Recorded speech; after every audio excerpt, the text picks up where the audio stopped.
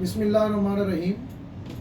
جبکہ تمام دوستوں کو پتہ ہے کہ ہم کچھ عام چیزیں ڈسکس کرتے رہتے ہیں CRPC PPC کے تحت، میری کوشش ہوتی ہے کہ میں ایسے ٹاپک کو ڈسکس کروں جو روٹین میں عام بندے کو سمجھ آ جائے۔ FIR بھی ہو گئی، ضمانتیں شمانتیں بھی ڈسکس ہو گئیں۔ آج جو میں اہم ٹاپک ڈسکس کر رہا ہوں وہ ہے ٹرائل ٹو مجسٹریٹ۔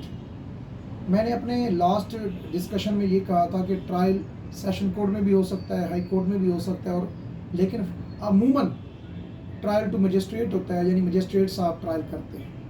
تو اس کے لیے CRPC میں جو چیپٹر ہے وہ چیپٹر 20 اور سیکشن 241 CRPC سے سٹارٹ ہوتا ہے اور یہ 249 تک جاتا ہے۔ تو 241 CRPC کے تحت ٹرائل کا پروسیجر سٹارٹ ہوتا ہے، اور جب ایکیوزڈ پرسن پیش ہو جاتا ہے کورٹ میں تو سیکشن 242 کے تحت اسے کچھ ڈاکومنٹس سپلائی کیے جاتے ہیں فری آف کاسٹ۔ پھر اس کے بعد سیکشن آ جاتا ہے جس میں ہم چارج آف فریم کہتے ہیں۔ چارج آف فریم کے لیے ایک پرفارمر ٹائپ دیا جاتا ہے، اس سے سوال پوچھا جاتا ہے کہ آپ پر فلاں ایلیگیشن ہے، کیا آپ اس کو مانتے ہیں یا نہیں مانتے۔